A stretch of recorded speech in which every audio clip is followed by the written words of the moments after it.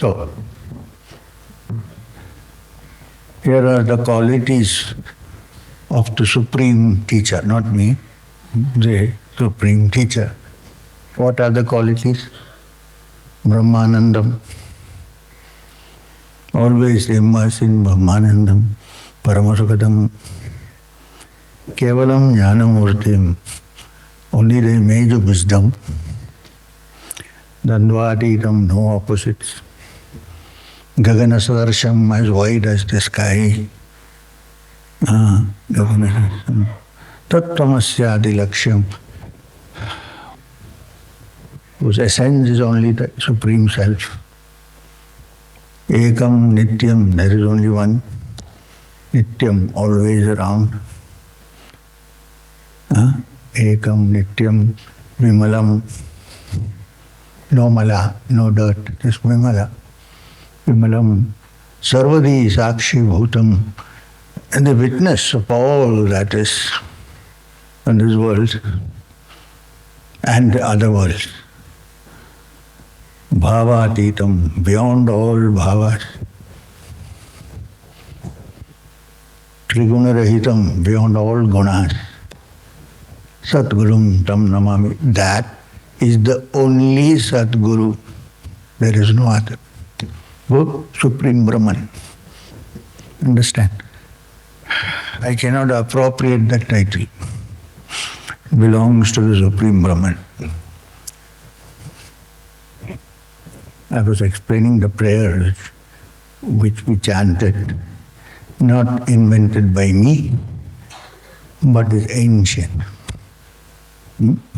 Okay. So today, half a day, for the next 2 sessions, we are going to look in a general way and also particularly at the first chapter,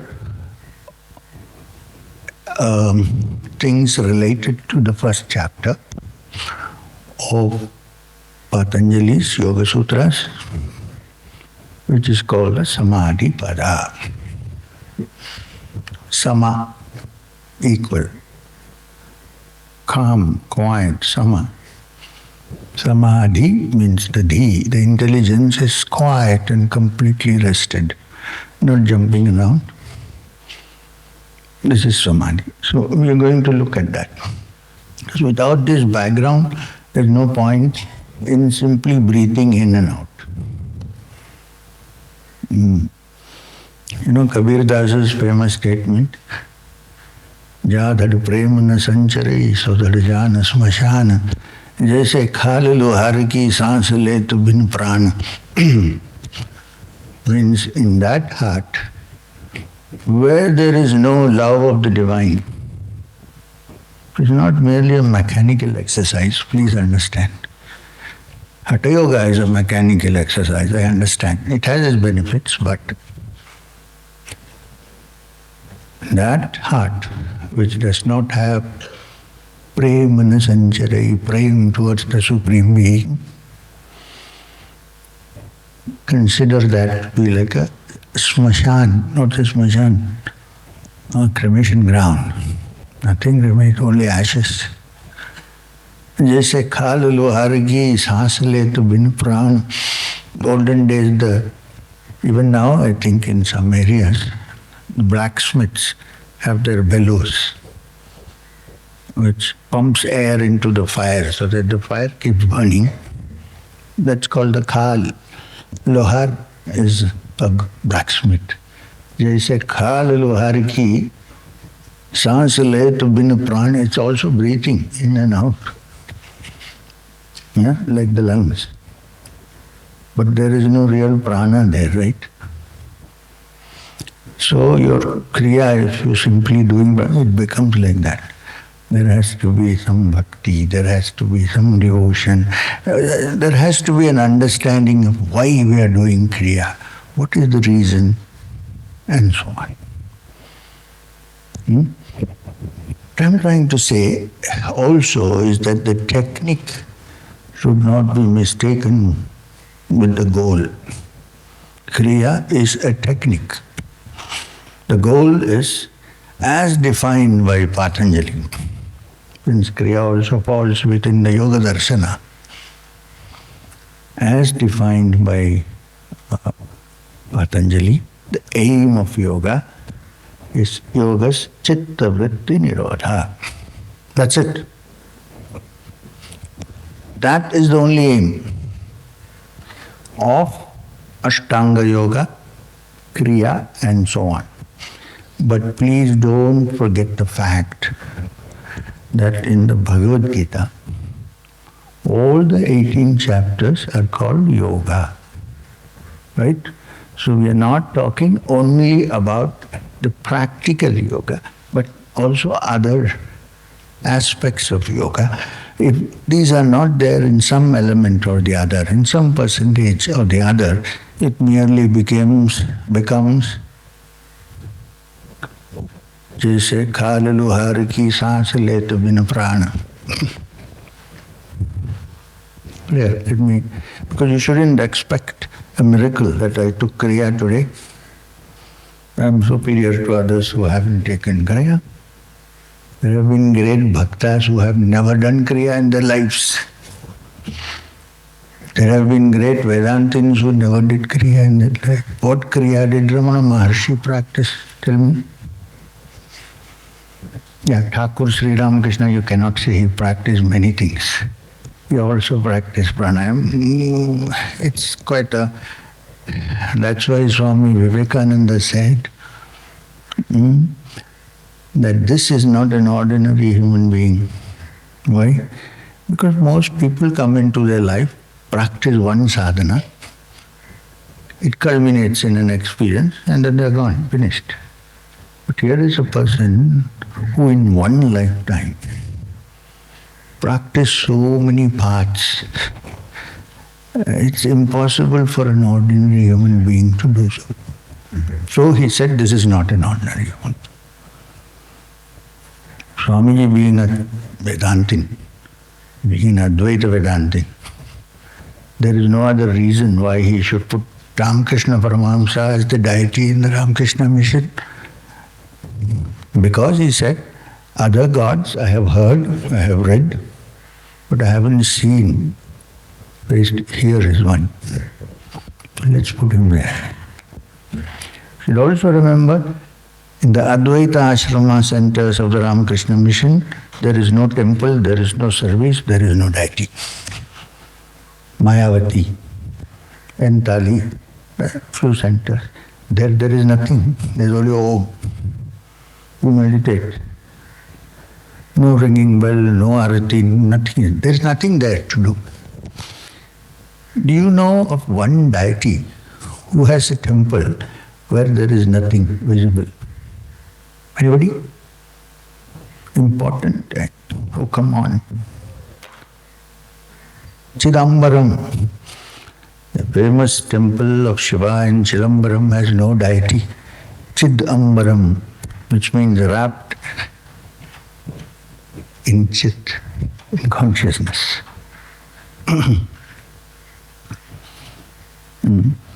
For puja purposes, sometimes they put a crescent, but actually there is nothing there.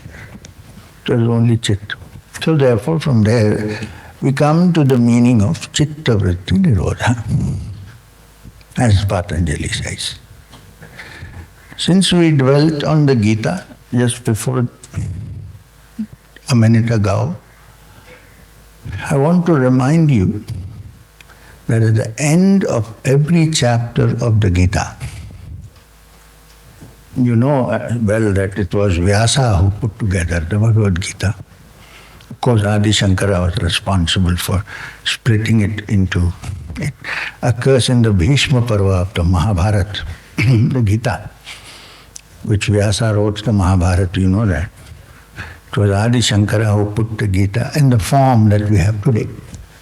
18 chapters, divided into different yogas and so on. Now, at the end of every chapter of the Bhagavad Gita, there is a statement, every chapter. It explains what you read just now. Iti Srimad Bhagavad Gita. I think anyone who knows an Indian language understands what it means. Iti Srimad Bhagavad Gita. This is the Bhagavad Gita. Upanishads. It is the knowledge of the Upanishad. This thing is so near, when I breathe, becomes like the blacksmith's bellows. So, no, but it's required, otherwise nobody can hear me. All right to bellow a little bit. So, it is Srimad Bhagavad Gita. So this is the Bhagavad Gita. And what does it? Upanishads. It is also the Upanishad. Not also, it is the Upanishad. So what does the Upanishad teach? Brahma Vidyayam. Teaches the knowledge of the Supreme Brahman, not how to heal.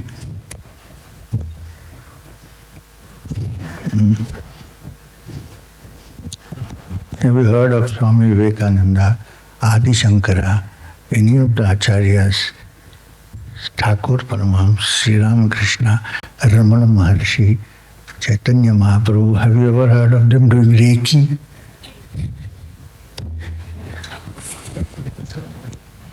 You might end up saying, I have something against it. No. I'm just saying, think about it. Healing, especially healing the well-healed. And the bank account becomes good. Anyway, so, what did I say?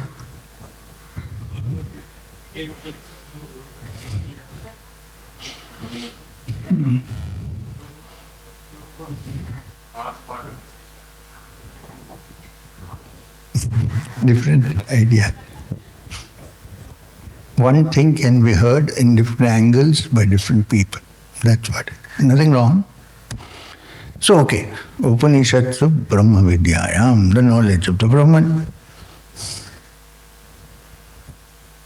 Then there is one word which is inserted, which may not have been necessary if you could know Brahma Vidya in your normal state of mind. What is that? Yoga Shastra. So, iti Srimad Bhagavad Gita Upanishads Brahma Vidyayam Yoga Shastre Sri Krishna Arjuna Samvad. Okay. Dialogue between Krishna and Arjuna. Now, when it is said Yoga Shastre, which means simply Brahma Vidya cannot be understood by saying Aham Brahmasmi. I can remain the same person and strut around with a huge expanded ego saying Aham Brahmasmi. In the normal mind it's not possible. It is possible only if you can change the mind through yoga. When I say yoga, not necessarily yoga asanas, which are good of course, there's no doubt. The meaning of inner, beyond the asanas. So, Yoga Shastra has been specifically and deliberately put there so that you understand that the ordinary mind, not in a bad way, the ordinary mind cannot understand Brahma Vidya or the Upanishads without changing. Can the mind as we know it exist when there are no Vrittis?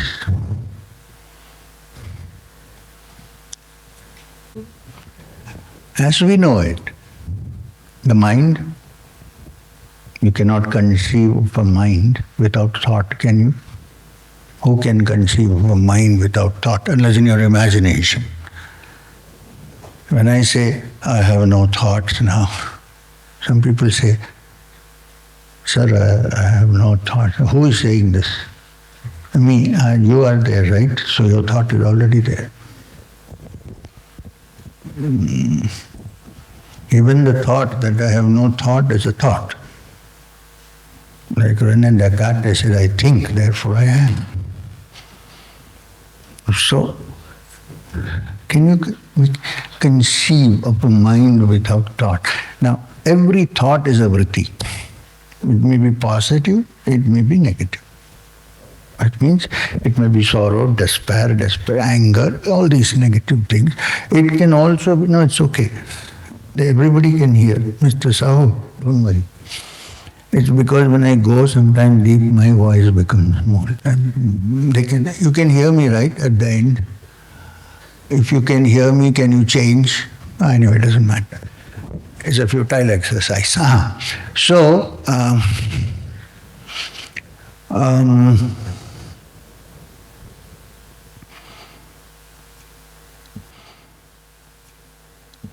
it is thought that comprises the mind. And all vrittis are either positive or negative, up or down. When you're excited, even when you're doing wonderful things, that's also a vritti, but it's a good vritti from our point of view. Bad vritti, negative vritti, is that which takes us away from our true self. Anger, fear, all these are, according to us, negative vrittis.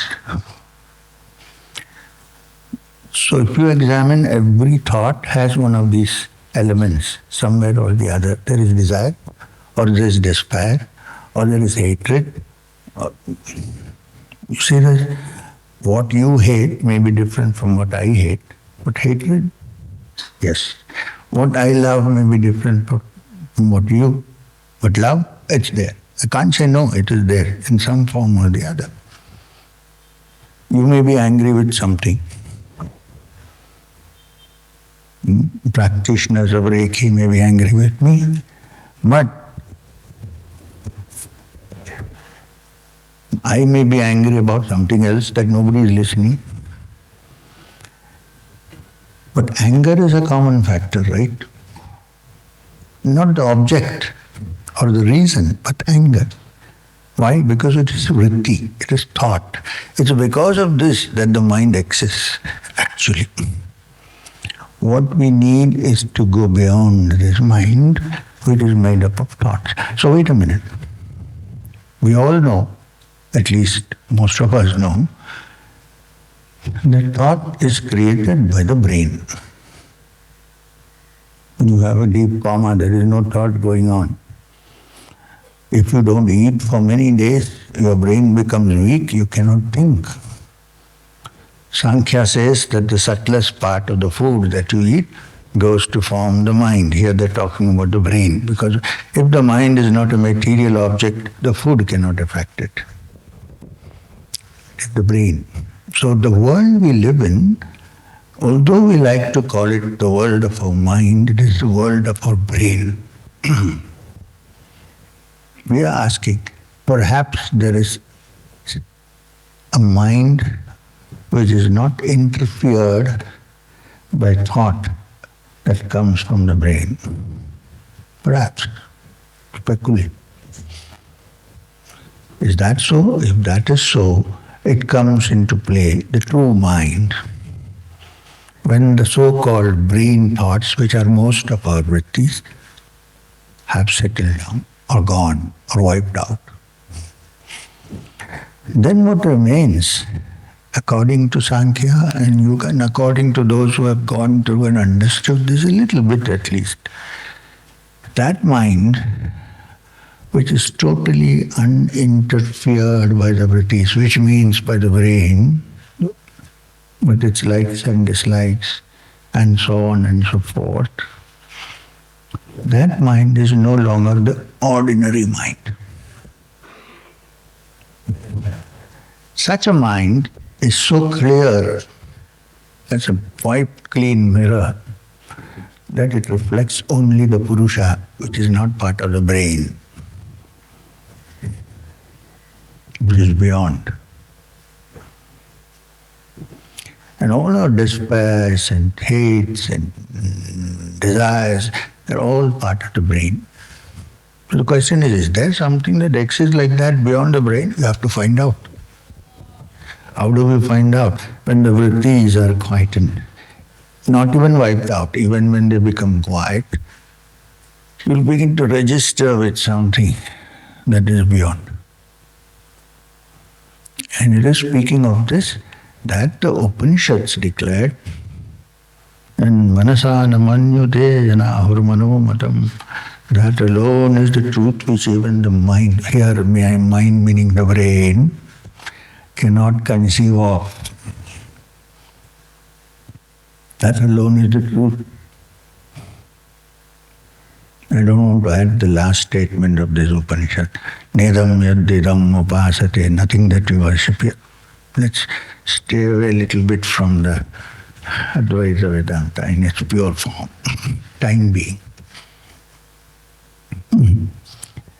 Now, there are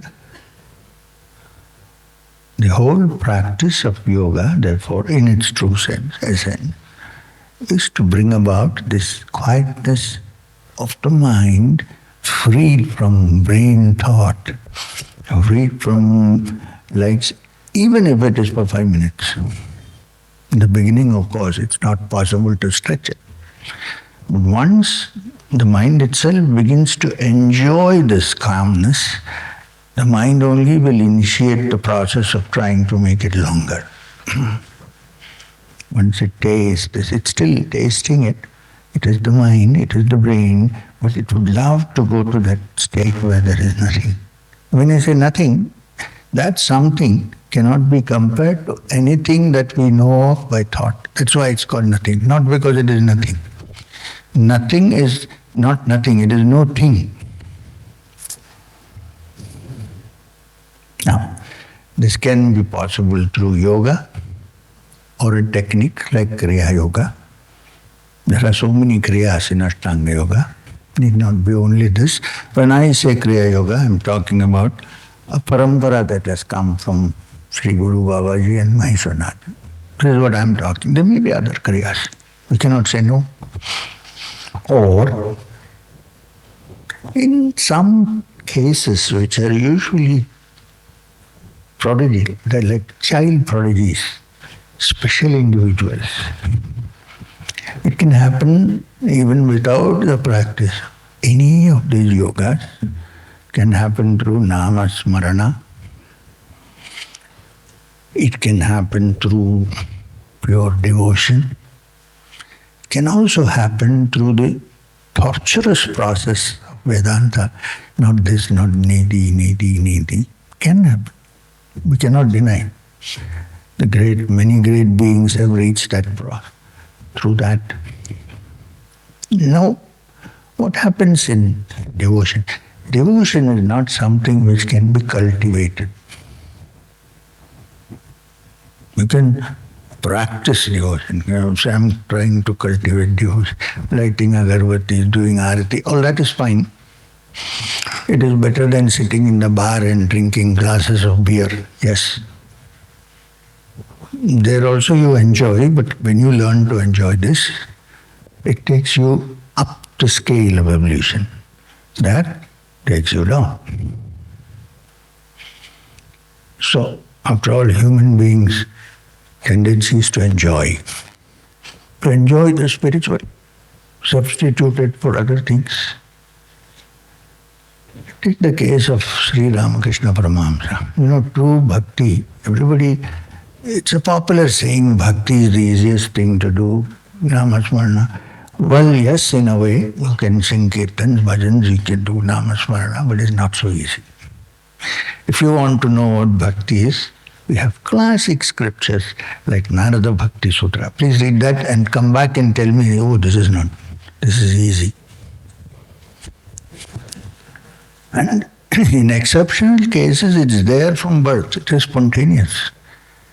Maybe they had labored in many births to come to that state of birth, if you believe in past birth. For me, past birth is not a belief system.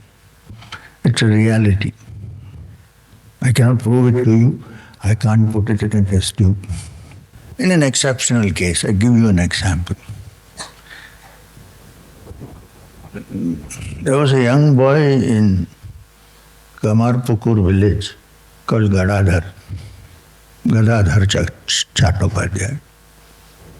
Later on he became Sri Ramakrishna Paramahamsa and so on.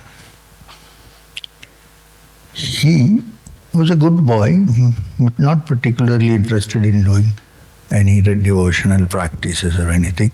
At his young age, he must have been initiated into the Gayatri, which he religiously performed. Once he told somebody, I don't know why, but I like to do it. Now, he was walking along the paddy field, one of the buns of the paddy field, with a bag around his neck, with murmurs, you know that thing, what do you call that? Muri. Just walking. He was not particularly chanting anything or doing anything. He looked up. The sky was laden with rain clouds. It was black, totally. Dark grey. And suddenly a flock of white geese flew across. The contrast was so terrific. He just shouted, Mago, and fell down. This is his first experience of Samadhi. He was not doing anything in particular, mind you. But then you see everybody not like that. We have stories of Bhaktas who were crying and weeping. And of course, there's this beautiful story of Chaitanya Mahaprabhu who couldn't have a darshan, a vision of Krishna for a long time. And he was weeping and crying and became mad almost. And then suddenly under the Kadamba tree comes Krishna and he says, why did you come? I was enjoying this separation. This is a Bhakta. Bhakta doesn't say, God, please come and give me a palace. Lord, please come and give me a Maybach.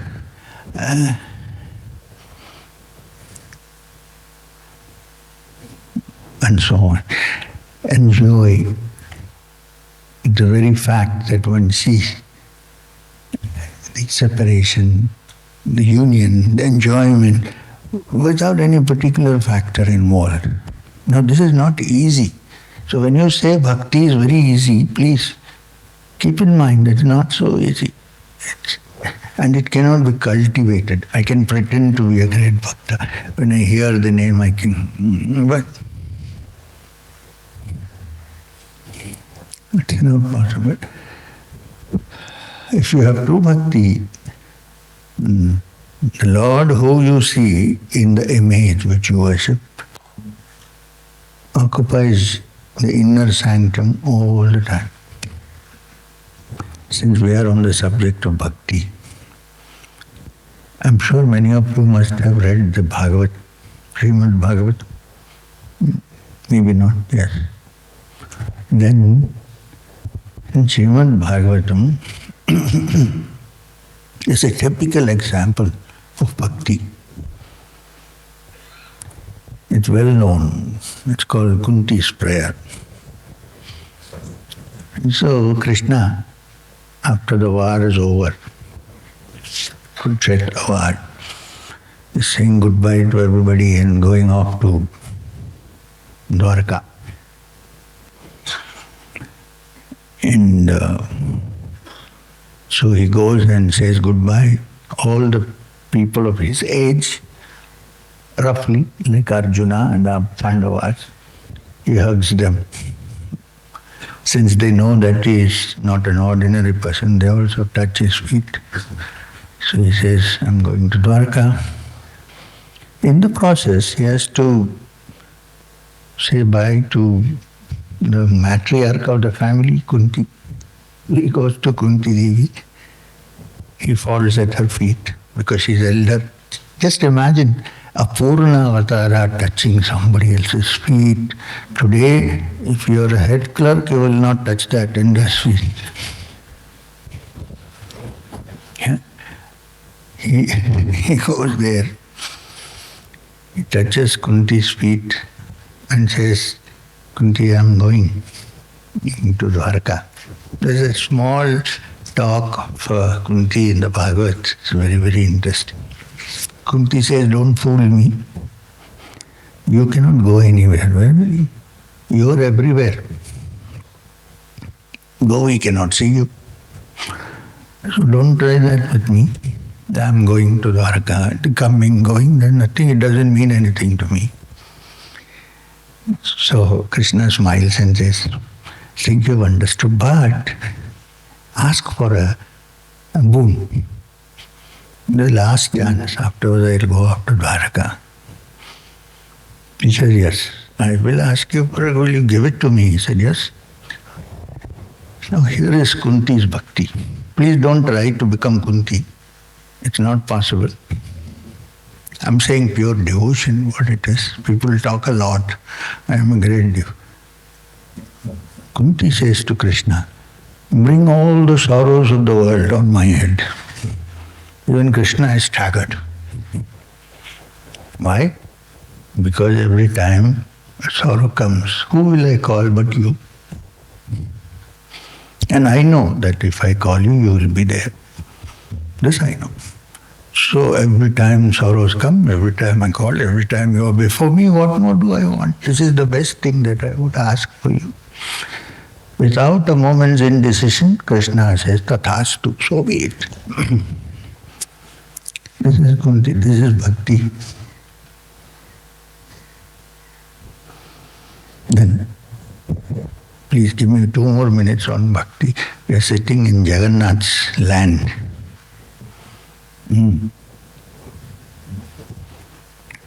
See the rice, it can see everything.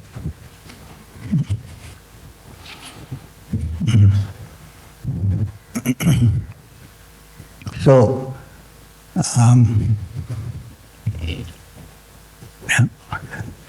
in the Bhagavad Gita itself, there is a chapter called Bhakti Yoga. What number is that? 12th chapter. 12th chapter. Now the usual question asked is, if bhakti is so important in the Gita, why does Vyasa take so long to talk about it? Why not say in the beginning? Instead of Arjuna Vishada Yoga, start with Bhakti Yoga. Why he made till the 12th chapter?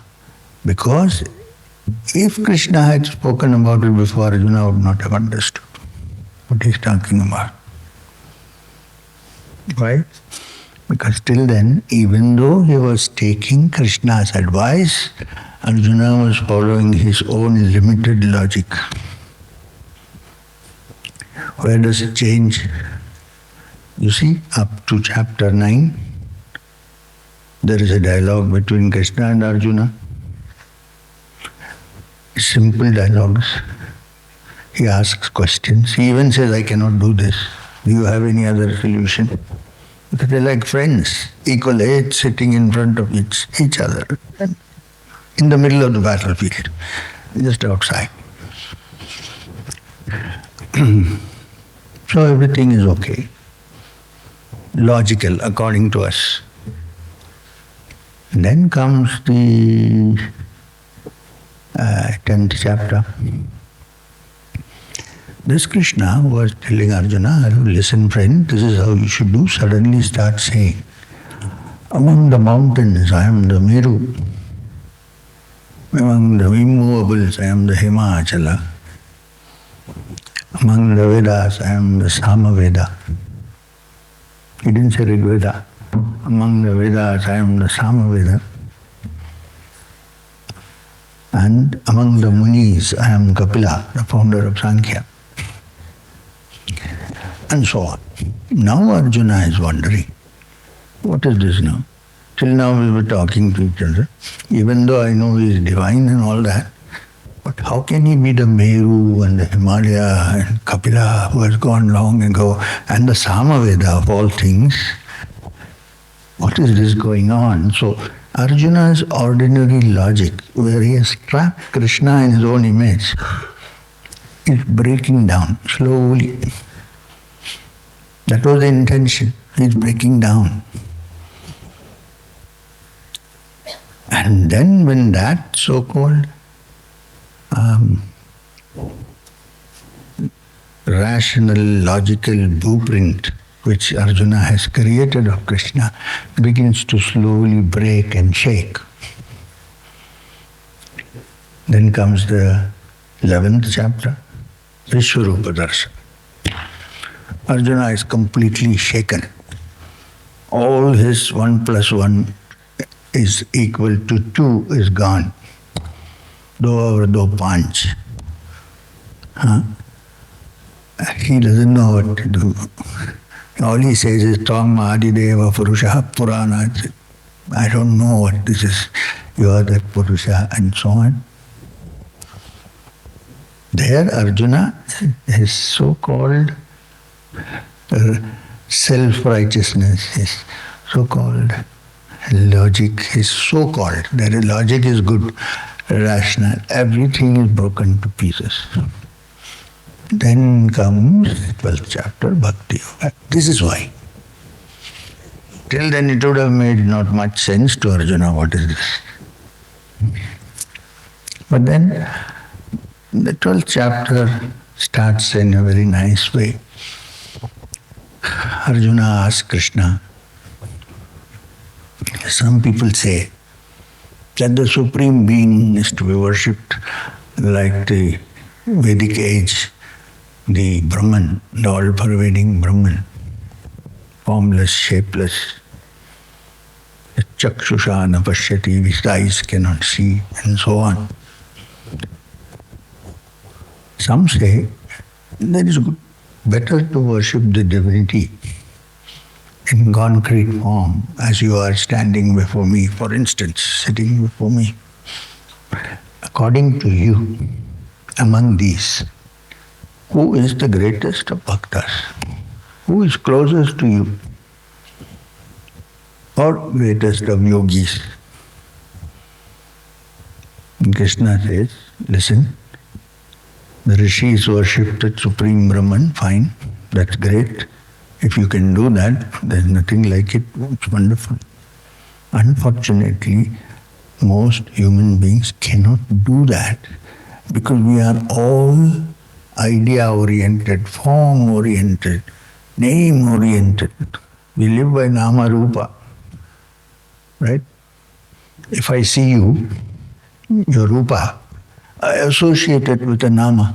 Or I hear the nama, I associate with the rupa. And we are so attached to this rupa and nama. Imagine what will happen if a person in a crowd suddenly calls you by the wrong name. What happens?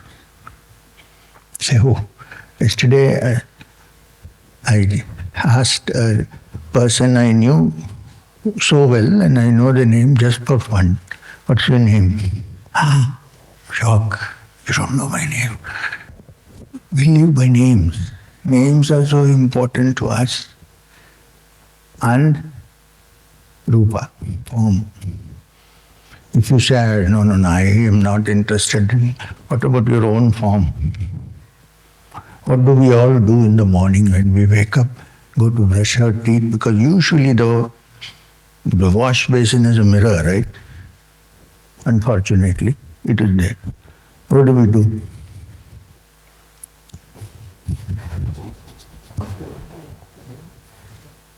And people even smile and see. Nothing. Is my eyebrow properly curved? If not, painful process. We are so attached to our own form. Can a human being so attached to one's own form and name understand that Supreme Brahman of the Upanishad, which the eye cannot see, the ears, shrotre, nanasronoti, that which the shrotra cannot hear? It's not so easy.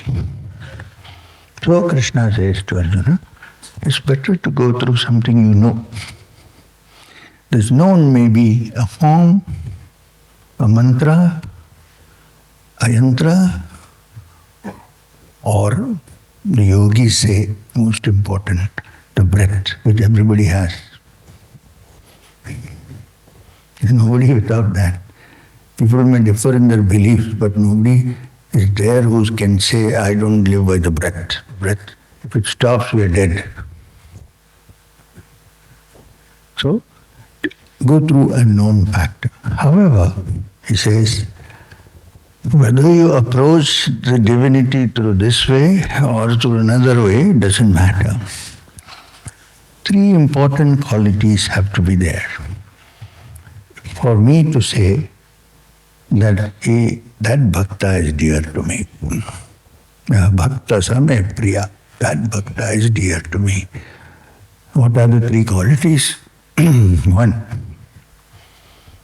samniyam indriya gramam, one who has control over his sense. I'm saying this because people think bhakti is very easy. You do whatever you want and then go and sing something. It's nice to sing, I agree. I'm not saying no. I also enjoy it. Samniyam indriya gramam, one who has his senses under control, indriyas as well as emotions. Second quality, sarvatra samabuddhaya. Under all circumstances, the mind remains tranquil. Sarvatra sama buddhaya. All this is easy theoretically, not so easy when you actually live on this earth. How many people can say sarvatra sama buddhaya? Under all circumstances, my mind is quiet and tranquil. Third, sarva bhuta hite rata, who has the welfare of all living beings in his heart or her heart.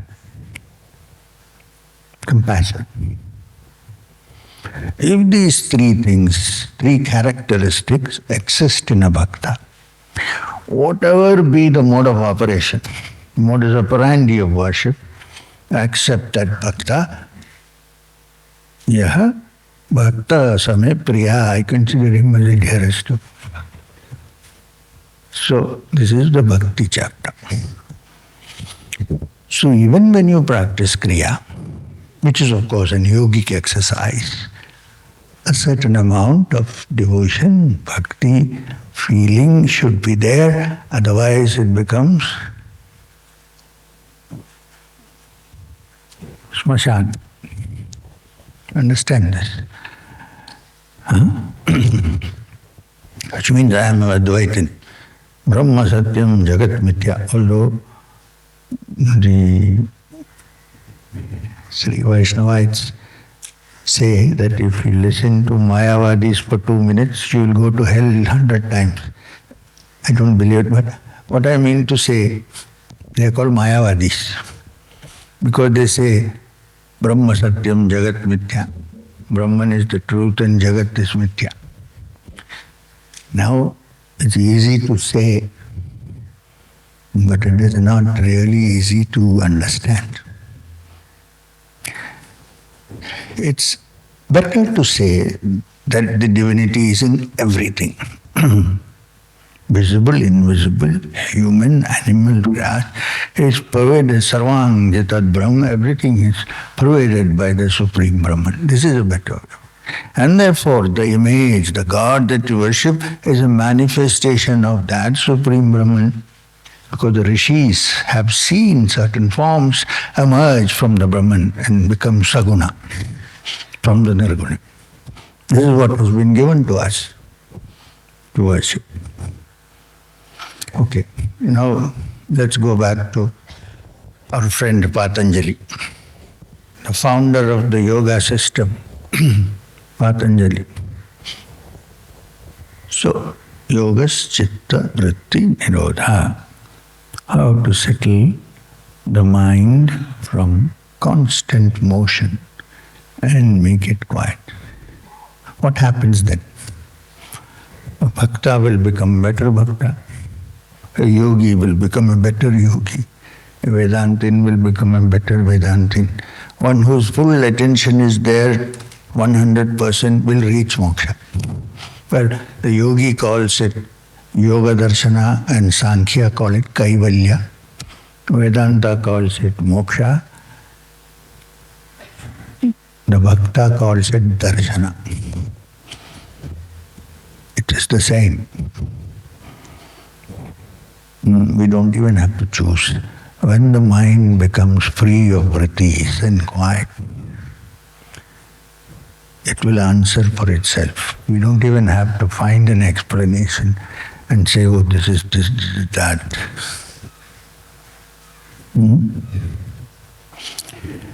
But one pointed thought that you have to find it has to be there. Clear? I hope so. So we were discussing the Samadhi pada, right? This is why I went into all this. May I also go into a little bit into the Upanishad? Because then when you practice Kriya, you will be on firm ground. Yes? Okay. I'm saying yes, I don't know if everybody said okay, but I think it's important. If one is seeking the ultimate truth, which we can say it is without form or character. You can also say it is with form, or if it is infinite, it can be with form or without form at the same time. If you say no, then it is finite. The very word infinite means the impossible is possible. Be with form or without form or same time with both. Let's say that's the ultimate goal that we are seeking, that divinity. Call it Brahman, call it Vishnu, call it Om. Now, you must understand that the Upanishads are the essence of the Vedas. Of course, there is the Karma Kanda, how to perform ceremonies and so on, which comes in the Brahmanas. Then there are the Samhita portions. What is the most famous mantra from Rigveda Samhita? Yeah, Samhita portion. Brahmanas, then comes the Upanishad.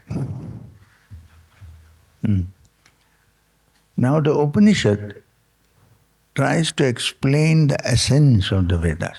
For instance, Gayatri. The Upanishad, the Yoga Upanishad from the Krishna Yajurveda, basically, who describe what is Gayatri, how, why, and so on.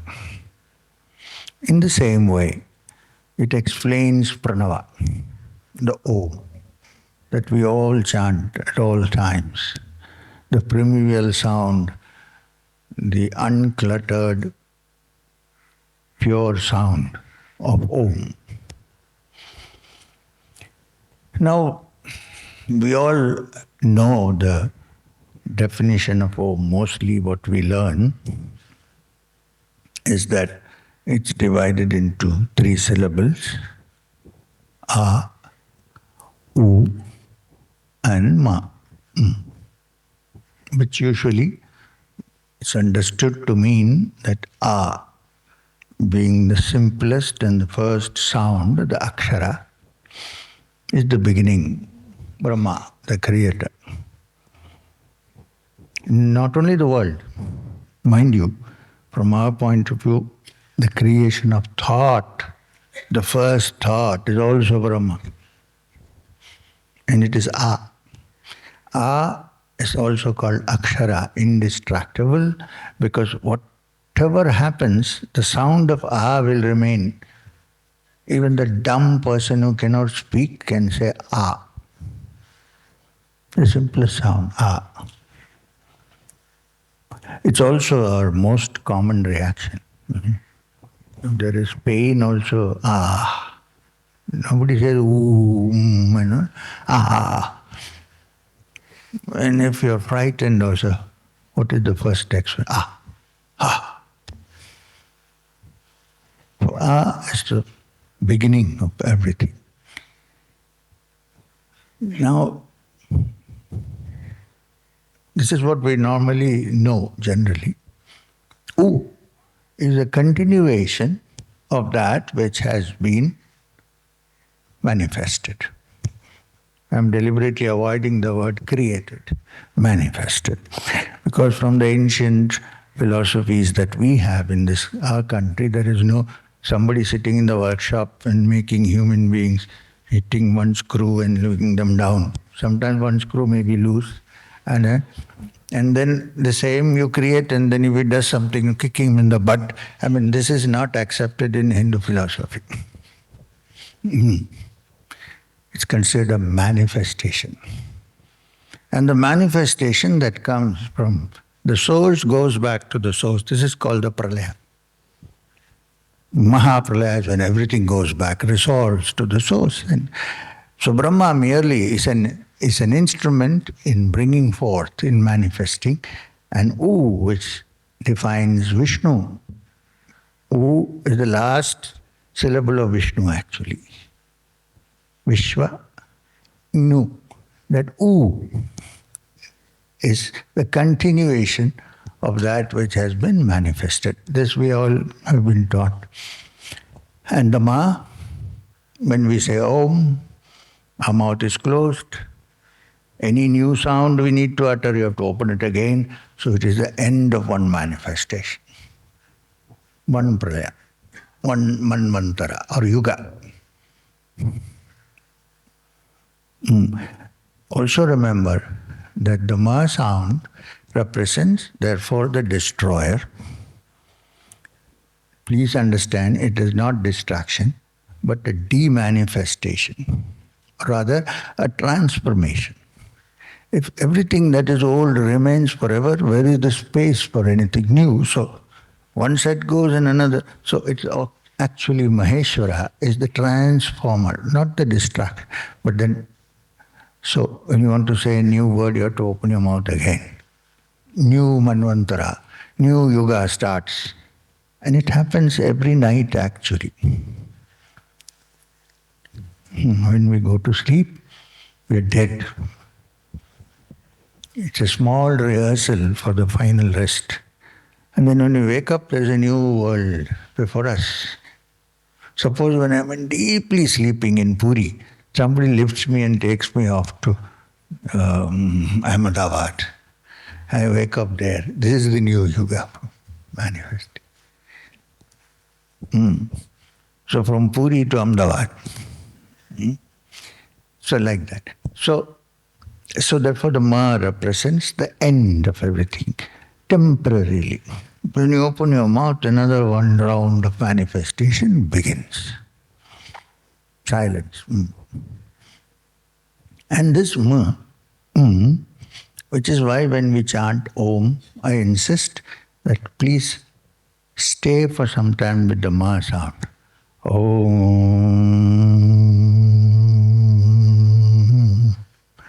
What is Ma? This is the most common sound that soothes and heals the body and mind. You will hear this in when people are convalescing. The most common sound you hear is because the brain knows that this is the sound soothing the body. And it's also the sound which is positive in some way. If I tell you, so are you enjoying, or you're so and so, and you don't want to talk much, you're in a hurry, what do you do usually? Except that in the United States, double. But yes, this is also a very common part of our lives. This we know. Om, sweet home, we know. Now, the Mandukya Upanishad, which comes from the Yajurveda, describes Om in a different way. For our purpose, this is important. How does it describe? Actually, it's a Upanishad which has only 12 verses, smallest of the Upanishad. The first Vedantic literature we had comes from the translation and commentary on the 12 verses of the Mandukya by Gaudapada, who was the grand teacher of Adi Shankara. He's supposed to have done it in Badrinath, we don't know, but they say so. Now, in the Mandukya, which consists of 12 slokas only, there is no teaching of Kriya, there is no yoga, there is no do this, don't do this, no yama niyamas, nothing. It merely examines the 3 states of consciousness which are common to all human beings. Believe me, it's a conservative estimate, 2000 years old. Somebody is going in and trying to research and find out the content of our consciousness, which is all human beings. What are the common states of consciousness through which we all pass? Not yogis, all of us, all human beings. This is the content of the Mandukya Upanishad. So it starts by saying that the A of Om is the waking state of consciousness which is common to all human beings. This we have to agree, right? We are all awake, I hope, after all this. The waking state of consciousness does not need much explanation because we know what is the waking state. Of course, there are people, pure Vedantins, like those who discuss the Panchadashi and so on, who say that even this state called wakefulness is a little doubtful. But doesn't matter. We know this. We are all awake. We want to think that we know about it. We are sure about it. This is waking state, where all 5 indriyas are working, sense organs are working, and so on and so forth. So this is A of Om, according to the Mandukya. U, second syllable, U, represents, according to the Mandukya, again, a common state of consciousness experienced by all living beings, especially human beings, which is Swapnavastha, dream state. Some point or other we all have a dream, right? I think regularly we dream in the night, many of us. Unless like a yogi you have mastered the art of dreamless sleep. There is sleep, there is dream. Swapnavastha is also called in the Upanishad the Tejasa. It means the self-lit. Because you see the dreams with your eyes closed in darkness, but in the dream there is light. Everything is happening. So it is self-lit, Tejasa, or Swapnavastha. Now this state is something which we need to look a little closely. It's a very funny state, actually. Because while we dream,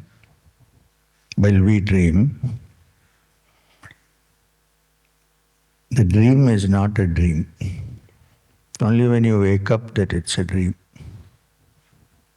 Suppose you're dreaming, you're lying in a beautiful bed,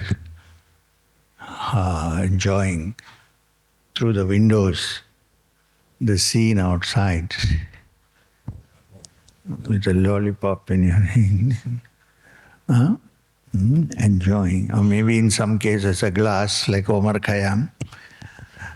Now in the dream I come and tell you, in the dream, hey, you're dreaming, you'll say, get out. What do you mean you're dreaming? Are you out of your mind? But when I wake up, it's a dream. There is no wine glass, there is no Omar Khayyam, there is nobody there. So that sets you thinking, right? In the dream is so real.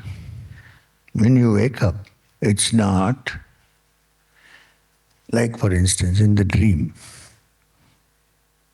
there's a tiger chasing.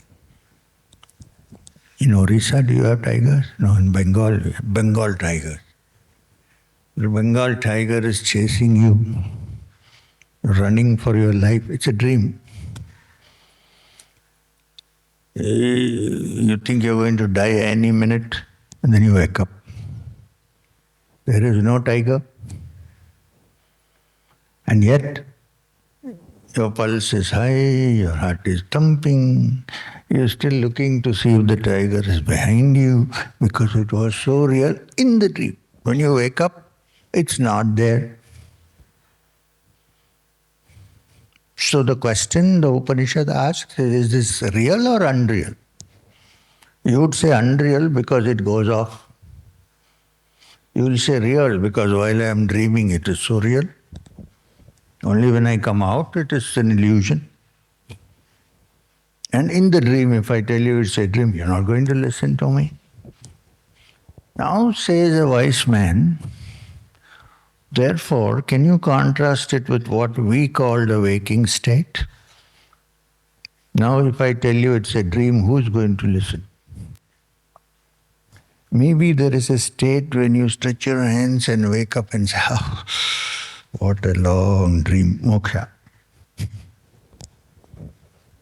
But now it's impossible to convince anybody that it's a dream. Just as it is impossible to convince somebody dreaming while dreaming that it is a dream. So this is a state which needs a little bit of thought. It's not invented by us, it is there naturally in all of us. Okay, so this is represented according to the Mandukya by the letter U. Swapnavastha. Now the last Ma, Om. This in the Upanishad represents deep, dreamless sleep. It's a rare occurrence, but we do have it. Some short periods when we do not have any dreams whatsoever. That is the time when the mind actually rests. Because even in the dream it's working.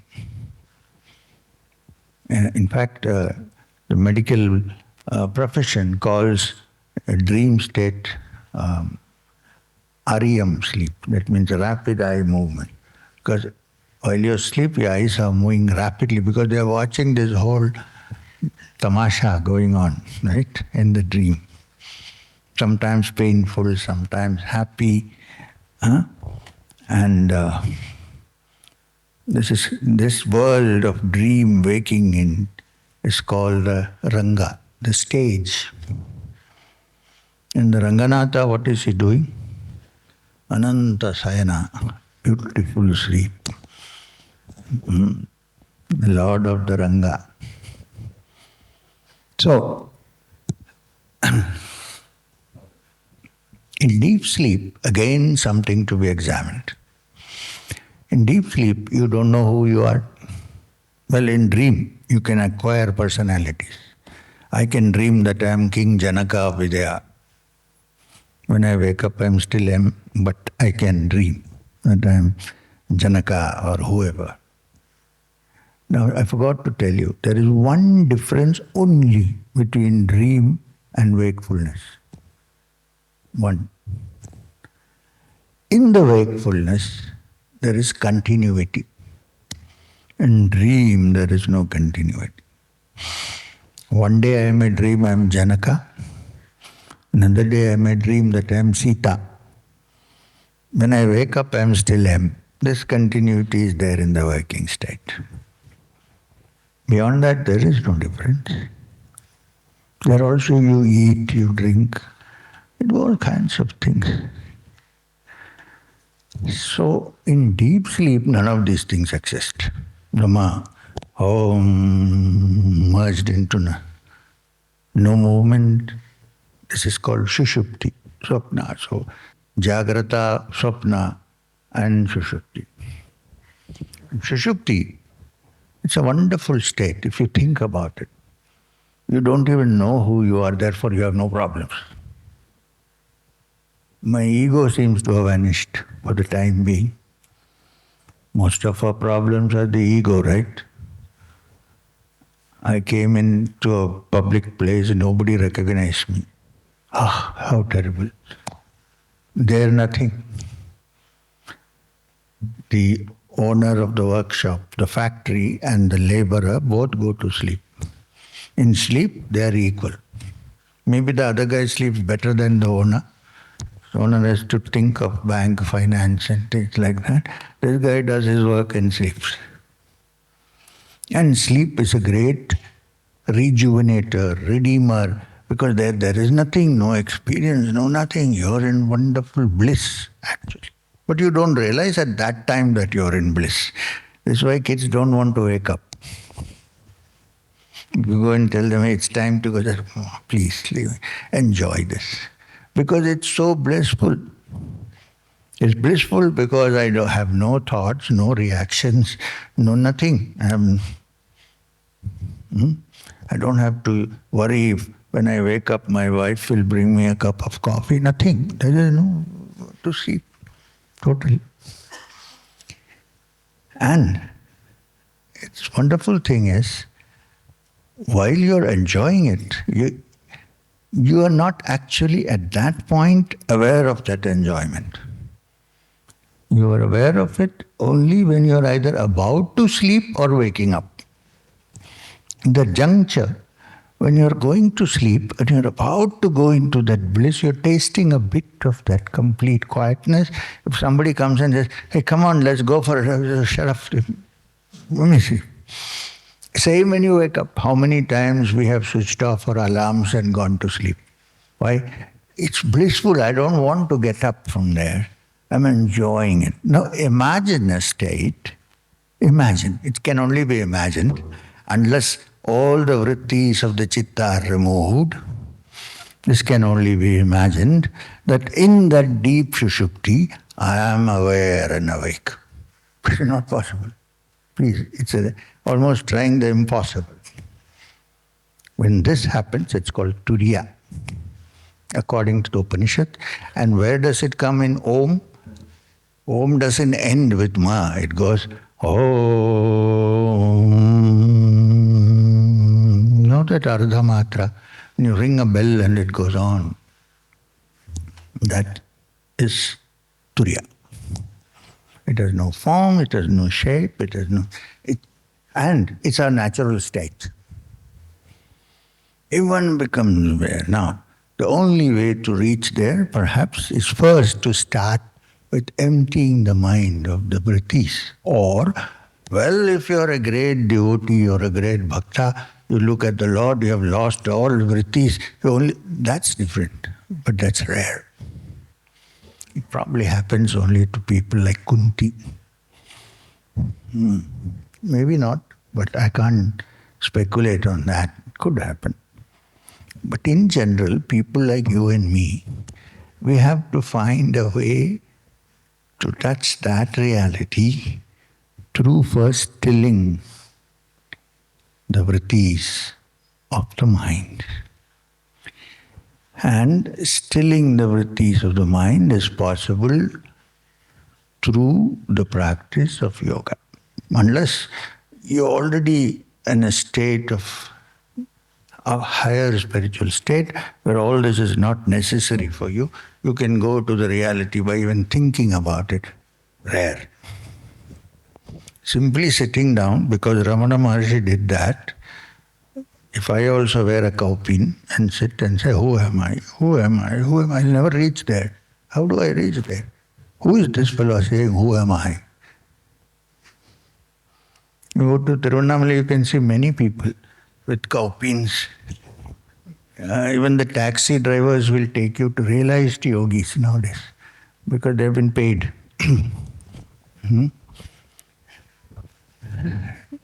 You cannot imitate Ramana Maharshi. It's impossible.